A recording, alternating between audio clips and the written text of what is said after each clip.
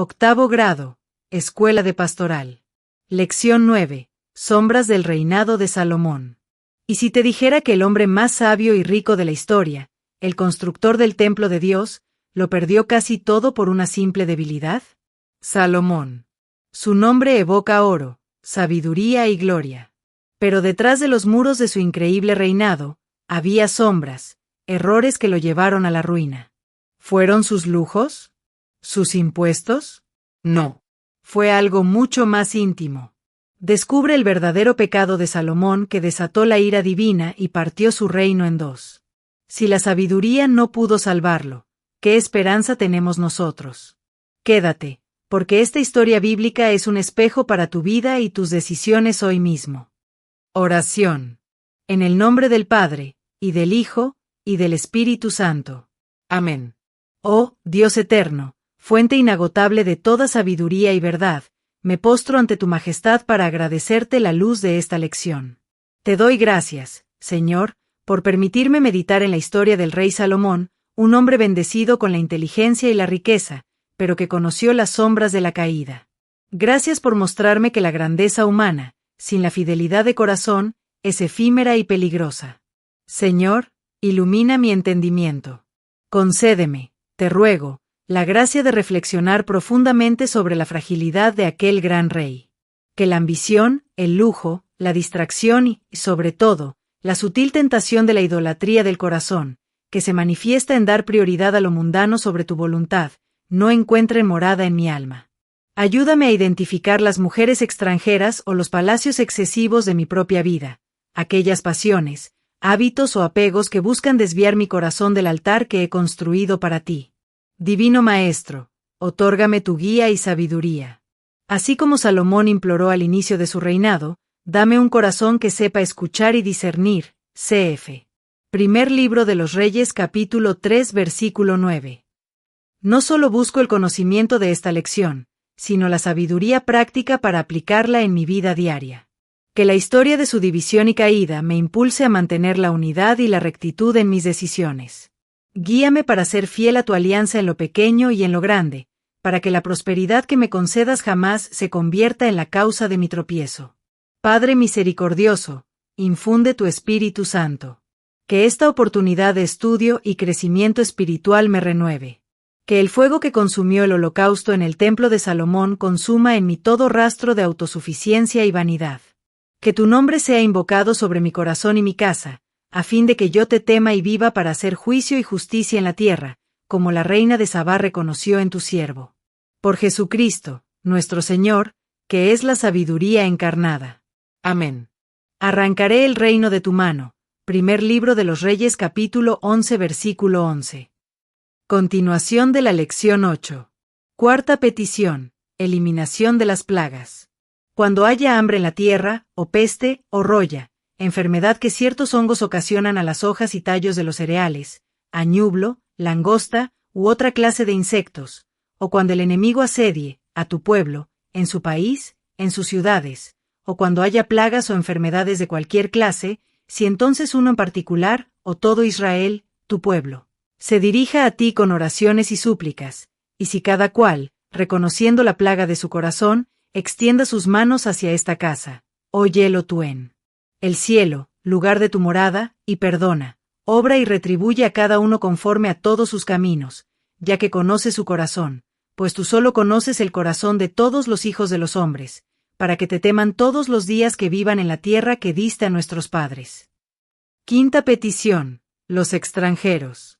También el extranjero, que no es de tu pueblo Israel, cuando viniere de tierras lejanas a causa de tu nombre, pues ellos oirán hablar de tu gran nombre y de tu poderosa mano y de tu brazo extendido. Cuando venga, pues, a orar en esta casa, óyelo tú en el cielo, lugar de tu morada, y otorga todo lo que te pidiere aquel extranjero, a fin de que todos los pueblos de la tierra conozcan tu nombre, para temerte como te teme Israel, tu pueblo, y sepan que tu nombre ha sido invocado sobre esta casa, que yo he edificado. Salomón profetiza en esta oración la incorporación de los pueblos extranjeros en los tiempos mesiánicos. Isaías, entre otros profetas, anotó que una de las señales de los tiempos mesiánicos es que el templo servirá de lugar de oración para todos los pueblos, Isaías capítulo 2 versículo 2, capítulo 56 versículos 6 y siguientes. Sexta petición. Campaña militar. Cuando tu pueblo salga a combatir a sus enemigos por el camino por el cual tú los enviares, y oraren a Yahvé, mirando hacia la ciudad que tú elegiste, Jerusalén, y la casa que he edificado a tu nombre, escucha tú en el cielo su oración y su plegaria, y hazles justicia. Séptima petición. La cautividad. Cuando pecaren contra ti, pues no hay hombre que no peque, y tú, irritado contra ellos, los entregares en poder del enemigo, y el vencedor los llevare cautivos a la tierra enemiga, sea lejana o cercana. Si ellos entonces se arrepintieren en la tierra de su cautividad y convertidos pidieren perdón en el país de sus opresores, diciendo, hemos pecado, hemos cometido iniquidad, hemos obrado perversamente, y si volvieren a ti de todo corazón, y con toda su alma, en la tierra de sus enemigos que los cautivaron, y suplicaren a ti, mirando hacia su tierra que tú diste a sus padres, hacia la ciudad que has escogido, y hacia la casa que he edificado a tu nombre, entonces oye tú en el cielo, lugar de tu morada, su oración y su súplica y hazles justicia. Y perdona a tu pueblo los pecados cometidos contra ti, y todas sus transgresiones que contra ti se rebelaron. Y haz que hallen misericordia delante de los que los llevaron cautivos, para que los traten con compasión. Porque son tu pueblo y tu herencia, que tú sacaste de Egipto, de en medio del horno de hierro. Estén abiertos tus ojos a la súplica de tu siervo, y a la súplica de Israel, tu pueblo, para escucharlos en todo cuanto te invoquen. Pues tú los separaste para ti mismo como herencia, de entre todos los pueblos de la tierra, como lo prometiste por boca de Moisés, tu siervo, cuando sacaste a nuestros padres de Egipto, oh Señor, Yahvé. Salomón bendice al pueblo. Después de dirigir a Yahvé toda esta oración y súplica, levantóse Salomón de delante del altar de Yahvé, donde estaba arrodillado con las manos extendidas hacia el cielo, y, puesto en pie, bendijo a toda la asamblea de Israel, diciendo en alta voz: Bendito sea Yahvé, que ha dado descanso a Israel, su pueblo, conforme a todo lo que había prometido. No ha fallado una sola palabra de todas aquellas buenas promesas que anunció por boca de su siervo Moisés. Yahvé, nuestro Dios, sea con nosotros así como estuvo con nuestros padres. Que Él no nos abandone ni nos deseche, sino que incline nuestro corazón hacia sí, a fin de que andemos por todos sus caminos y guardemos sus mandamientos, sus leyes y preceptos que prescribió a nuestros padres. Que estas palabras de mi súplica que he pronunciado ante Yahvé estén presentes día y noche ante Yahvé, nuestro Dios, para que haga justicia a su siervo y a Israel, su pueblo, en todo tiempo, y sepan todos los pueblos de la tierra que Yahvé es Dios y no hay otro. Sea, pues, vuestro corazón recto para con Yahvé, vuestro Dios, de suerte que cumplamos sus leyes y guardemos sus mandamientos como al presente. La gloria del Señor llena el templo. Cuando Salomón acabó de orar, bajó del cielo fuego que consumió el holocausto y los sacrificios, y la gloria de Yahvé llenó la casa. Y no podían los sacerdotes entrar en la casa de Yahvé, porque la gloria de Yahvé llenaba su casa. Entonces todos los hijos de Israel, al ver descender el fuego y la gloria de Yahvé sobre la casa, se postraron rostro en tierra sobre el pavimento, y adoraron, celebrando a Yahvé, diciendo: porque es bueno, porque es eterna su misericordia. Porque es eterna su misericordia. Esta es la expresión que más se repite en la Sagrada Escritura, lo cual nos muestra que la suprema alabanza para nuestro Padre Dios es el reconocimiento de su amor y su misericordia. Conclusión de la fiesta. Salomón y todo el pueblo ofrecieron sacrificios delante de Yahvé. Salomón ofreció en sacrificio 22,000 bueyes y 120,000 ovejas. Todos alababan a Yahvé, diciendo: porque es eterna su misericordia. Salomón santificó también el atrio central, que está delante de la casa de Yahvé, pues ofreció allí los holocaustos y las grosuras de los sacrificios pacíficos. Celebraron por 7 días la fiesta. Al 8º día tuvo lugar la asamblea solemne. El día 23 del mes séptimo Salomón envió al pueblo a sus casas, y estaban alegres y contentos en su corazón por todos los beneficios que Yahvé había hecho David, a Salomón y a Israel, su pueblo. El palacio real. Salomón también construyó su palacio real, llevándose desde sus cimientos hasta que estuvo completamente terminada 13 años, casi el doble de lo que se llevó en la construcción del templo. Por esto, y por la construcción para la hija del faraón, varios indican que fue el principio del fin para Salomón. Deseando llegar a la verdad, debemos también tomar en cuenta estas otras versiones. Si Salomón con su sabiduría cae en la contradicción al dedicarle más años a su palacio que al templo, donde la presencia de Yahvé se garantizaba, de inmediato surge la sospecha de que le otorgó más importancia a este palacio. ¿Y por qué construirle una casa a esta mujer, ciertamente su esposa, pero por qué hacer una excepción con ella? Podemos decir que si dedicó más tiempo en su palacio, también puede deberse a que no le dio la misma importancia, construyéndolo por pausas. Nácar Colunga, en relación a la casa de la egipcia, anotó: el texto sagrado no nos dice cuál haya sido la causa de otorgar esta distinción a la egipcia. Podemos razonablemente suponer que fue para mostrar cuánto estimaba este parentesco con el faraón, y acaso por escrúpulos religiosos de la princesa, pues los egipcios tenían mucho del espíritu fariseo. Pero no podemos tampoco dejar de tomar en cuenta que también su palacio era mucho más grande que el templo, lo que le provocó dificultades económicas. A eso se debió que cediera a Hiram 20 ciudades para saldar su deuda con él. Y, en el otro caso, contemplamos la fascinación que sentía Salomón por las mujeres extranjeras y su disposición a construirles lugares de culto idolátrico. Otras construcciones. Salomón había hecho de Jerusalén una metrópoli, pero también llevó a cabo otras construcciones, aparte de sus obras principales, el templo y el palacio. Este último estaba formado por numerosos edificios y rodeado por una muralla, que era al mismo tiempo la del primer patio, compuesta principalmente por la casa de madera del Líbano, construida con troncos de cedro y adornada con escudos de oro, un gran salón de reunión y ceremonia, el vestíbulo de las columnas, más pequeño, acaso salón de espera, al lado de la casa de la justicia y del trono. Sería erróneo afirmar que Salomón se preocupó solo de construir edificios religiosos o suntuosos, también llevó a cabo numerosos y útiles trabajos en otras ciudades. Por ejemplo, la ciudad de Gezer, destruida por Egipto, fue reconstruida, así como otras ciudades destruidas también por las consecuencias de las guerras. Construyó la fortaleza de Megiddo. También, para la carretera que conducía a Petra, capital de los nabateos, situada a unos 80 kilómetros al sureste del Mar Muerto, fueron colocados numerosos hilos, fosas subterráneas para guardar granos, etc., y depósitos de víveres. Plazas fuertes que tenían murallas, puertas y barras, como Azor, Betorón el Bajo, Baalat y Tasmar. Tadmor la edificó en el desierto. Otra de las actividades constructoras de Salomón fue la ampliación de la muralla de Jerusalén. La configuración del terreno obligaba a ensancharla hacia el norte, y en esa dirección construyó su palacio, y más al norte, el templo. La prolongación de la muralla englobaba en el perímetro de la ciudad las nuevas construcciones. Se menciona también la construcción del terraplén. Tanto Yace, como Megiddo y Gezer han sido excavadas con esmero. En las tres se han descubierto restos de importantes construcciones de la época salomónica, consideradas entre las grandes fortalezas del siglo X antes de nuestra era. Pero se destaca también entre lo descubierto el sistema de defensa con sus puertas en triple tenaza y sus murallas en casamata, abrigos blindados que protegen armas pesadas, que muestran el nivel y la calidad de las obras salomónicas.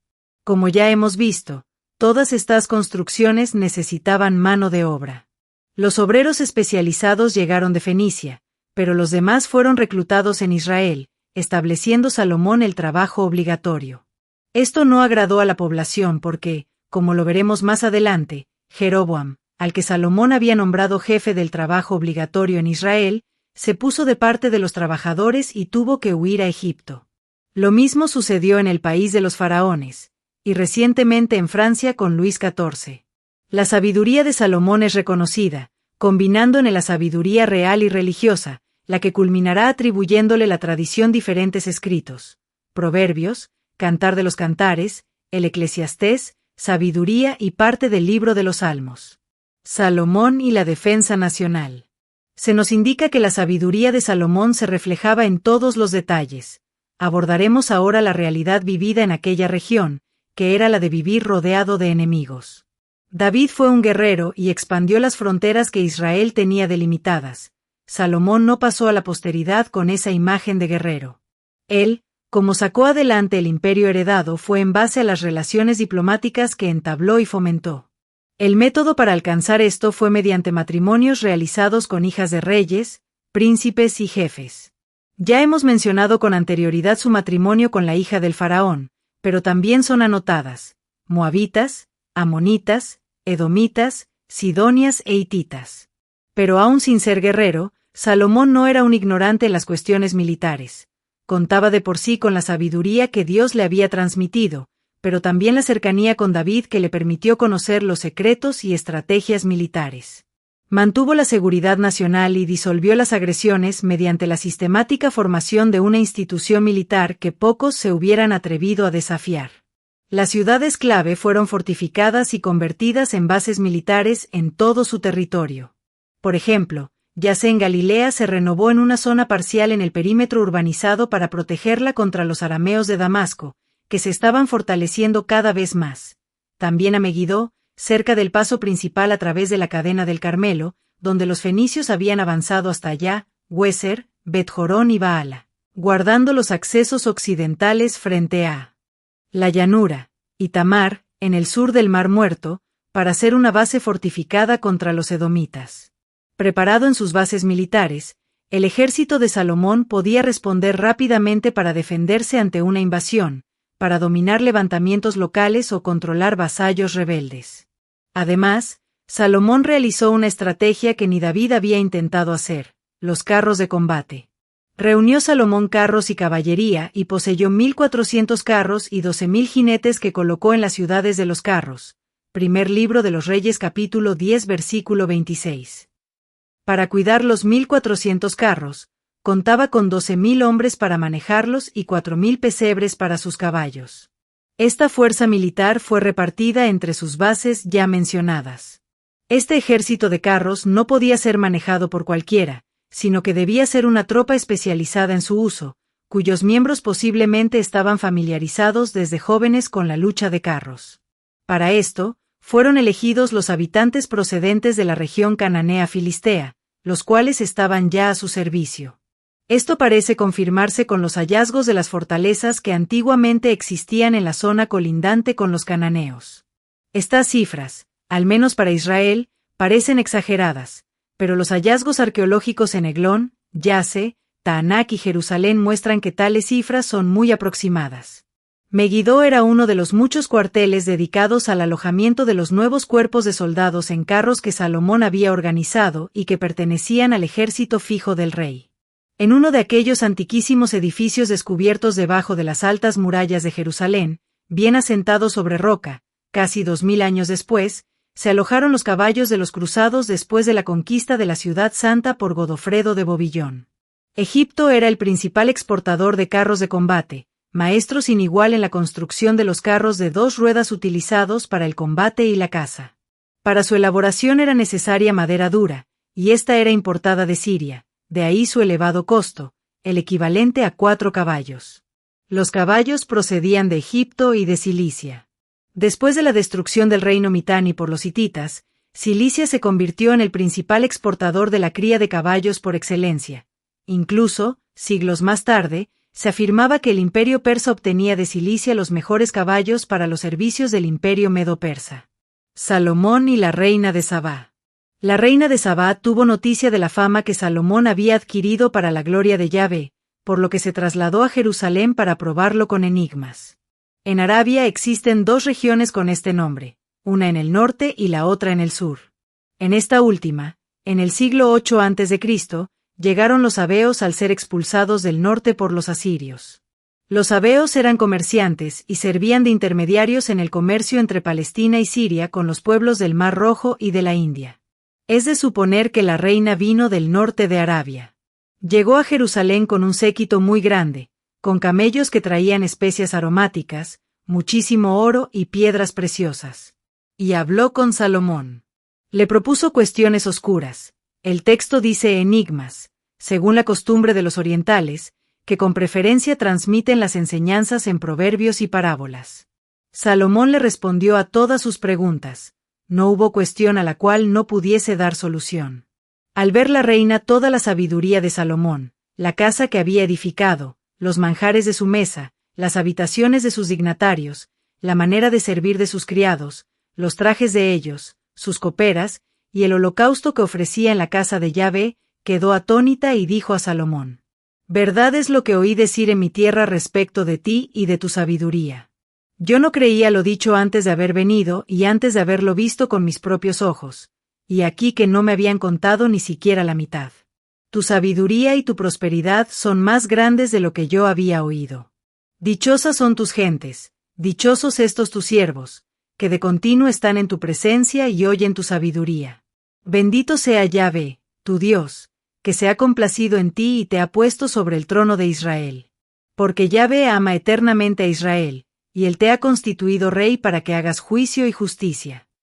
La reina, de la que no se menciona su nombre, hizo varios regalos a Salomón, y se afirma que nunca se había visto en Israel tal cantidad de especias aromáticas. A su vez, el rey le dio todo cuanto ella quiso, aparte de lo que le había entregado, y regresó ella a su país. El propósito de esta reina, afirman varios, se debía también para estrechar los lazos comerciales entre los dos países. Nuestro Señor Jesucristo alabó la solicitud de esta reina, porque vino de las extremidades de la tierra para escuchar la sabiduría de Salomón, y hay aquí más que Salomón. Lucas capítulo 11 versículo 31.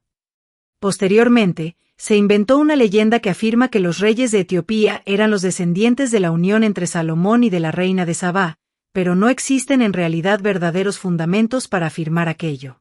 Sombras del reinado de Salomón. Hasta este punto, el hagiógrafo ha idealizado la imagen de Salomón, principalmente la sabiduría, riquezas, etc. Su finalidad era justificar y legitimar la subida de Salomón al trono, disculpar al nuevo rey de la desaparición violenta de sus adversarios y dar a entender, en definitiva, que si heredó el trono fue por voluntad de Dios. Sobre todo, a partir del capítulo 11 del primer libro de los Reyes, encontramos todo un resumen de críticas y de hechos negativos de su reinado. El texto contiene datos interesantes que debemos examinar con precaución. Primer elemento crítico: las mujeres. El rey Salomón amó, además de la hija del faraón, a muchas mujeres extranjeras: moabitas, amonitas, idumeas, sidonias y eteas, de las naciones de que había dicho Yahvé a los hijos de Israel: no os lleguéis a ellas, ni ellas se lleguen a vosotros, pues, seguramente, desviarán vuestro corazón hacia los dioses de ellas. A tales se unió Salomón con amor. Tuvo 700 mujeres reinas y 300 concubinas, y sus mujeres eran causa de los extravíos de su corazón. Primer libro de los Reyes capítulo 11 versículos 1 al 3. Segundo elemento crítico: la idolatría. El autor sagrado no censura a Salomón por la poligamia, pues era permitida por la ley, sino por tener mujeres paganas. Hizo colección de bellezas exóticas: la fenicia, con sus pesados adornos, sus enormes pendientes y su tez morena; la egipcia, hija del más poderoso de los reyes, acompañada de numerosas sirvientas, con todos sus estuches de joyas, copas preciosas, frascos de perfumes, y muchas más; hititas, moabitas, edomitas, pelirrojas y morenas, incluso hijas de enemigos probados de Israel, como esa amonita cuyo hijo, Roboam, sucederá al gran rey. El Eclesiástico capítulo 47 versículo 21 afirma que Salomón perdió el dominio sobre su cuerpo. Lo más grave del caso era que cada una importaba sus costumbres, su fe y sus dioses. La política conciliadora de Salomón no podía oponerse violentamente a esas importaciones de herejía. Como la mayoría de sus matrimonios tenían un valor político, era casi imposible negar a la nueva esposa a elevarle un templo con sus ídolos nacionales. Salomón, el delegado de Yahvé en la tierra, el constructor del templo, el unificador, entrega víctimas y paga sacerdotes para todos los Moloc, Gamos, Amon-Ra de sus esposas. Era un espectáculo paradójico. En Jerusalén, no lejos del Monte de los Olivos, había un monte de escándalo donde, según el primer libro de los Reyes capítulo 23 versículo 13, se alzaban los altares construidos por Salomón a Astarté, abominación de los sidonios; a Gamos, suciedad de Moab; a Milcón, horror de los amonitas. El consentir, e incluso participar en sus ritos, por más que David, Sic, conociera perfectamente que Yahvé es el único Dios y que los otros solo eran imágenes, bultos y piedra, no dejaba por eso de contaminarse. El que construyó el templo de Yahvé, ahora se le ve construyendo templos en los lugares altos. Incluso, frente al templo de Yahvé. Anotamos lo que escribió San Agustín: no hemos de creer que llegó a perder completamente el sentido, que se persuadiese que había alguna dignidad en los ídolos. Pero sí que, no queriendo disgustar a sus mujeres, les daba juntamente con ellas un culto exterior de adoración, al modo que Adán condescendió con Eva por no causarle pesar. San Gregorio explica su desastrosa caída por la falta de la vara de la tribulación. El pecado de Salomón trajo la ruina a su casa, pues excitó los celos de aquel Dios tan generoso con él, y que le habría perdonado de haberse arrepentido, como lo hizo con su padre el rey David. Tercer elemento crítico: situación social. Como ya vimos, la figura de Salomón, poco a poco, era evaluada negativamente por el pueblo. Algunas de las razones fue el criticado tratado con Hiram, otro, fue la leva. Por otra parte, el peso de la monarquía abría profundas grietas en las estructuras sociales. Las conquistas habían cesado, las anexiones de territorios por alianzas también, y el comercio internacional no compensaba los gastos desviados a las construcciones de lujo de la máquina administrativa, mencionando hasta 3.500 sobrestantes o capataces, y los oficiales menores.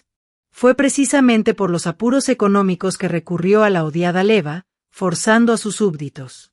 La leva era común en esos tiempos. David la aplicó con los habitantes de las tierras conquistadas. Salomón lo amplió con los cananeos que cohabitaban entre ellos, pero esto con el tiempo también fue insuficiente, por lo que le extendió por Israel, sobre todo con las tribus del norte, lo que ocasionó descontento también, reclutando cuadrillas y obligándolos a trabajar. Esto, aparte de costar una enorme sangría humana. El país, que se convertía de agrario en urbano, ya se diferenciaba por una serie de clases sociales. Las riquezas eran concentradas en pocas manos, o eran expropiadas por el gobierno. Ciertamente, la sabiduría de Salomón aumentaba su imagen, pero cada vez más disminuía la prosperidad de sus súbditos. Los ingresos de Salomón, aun siendo inmensos, resultaban insuficientes. En pocas palabras, los gastos superaban a los ingresos. Cuarto elemento crítico: la economía. Salomón se vio obligado a tomar otras medidas desesperadas, descargando su mano sobre sus súbditos en impuestos. Para hacerlo de una manera más eficaz, reorganizó el país en 12 prefecturas administrativas, cada una con un responsable que respondía al rey. Todo esto, para asegurar ingresos seguros y mayores. Cada distrito estaba obligado a proporcionar provisiones para la corte durante un mes del año. Esto, para algunos distritos que apenas rebasaban los 100.000 habitantes, era un esfuerzo terrible. Lo que veremos más adelante, ocasionó también que su gobierno se deteriorara. Al organizar el país diferente a lo acostumbrado mediante las 12 tribus y mezclándolas con asentamientos cananeos, buscaba Salomón debilitar la fidelidad tribal, consolidando más el poder entre sus manos. Los gobernadores eran designados por él mismo, incluso, 2 de ellos eran sus yernos. Pero no podemos olvidar que si bien dividiendo las tribus en distritos obtenía fondos, proporcionalmente perdía mesnadas, personas armadas al servicio del rey, en caso de peligro. Sus apuros económicos obligaron a Salomón a una última medida desesperada: la cesión a Hiram, rey de Tiro, de algunas ciudades que fueron la garantía de un préstamo que nunca se pagó. Esta cesión, aunque no se menciona, seguramente causó el descontento general. En ese tiempo, como ahora, cuando un estado vende parte de su territorio, es evidente que su situación financiera es desesperada. Sexto elemento crítico: de nación agrícola y de pastoreo a sociedad industrial. Israel se convirtió con una superestructura comercial en una nación ya no solo de pequeños agricultores. Los proyectos de Salomón atrajeron a cientos de campesinos desde los pueblos a las ciudades, desarraigándolos de sus lazos tribales. Al crecer las ciudades, al elevarse la economía y el nivel de vida de la nación, con la influencia extranjera cada vez más patente, se desarrolló en una sola generación una cultura urbana desconocida para Israel hasta ese entonces. Además, de la absorción de miles de cananeos acostumbrados a la diferencia de clases y sin ninguna idea de lo que significaba ser el pueblo elegido de Yahvé. Al parecer, una generación de ricos aumentó la brecha entre pobres y ricos. En suma, estaba naciendo una generación que estaba acostumbrada a otro estilo de vida, no eran súbditos.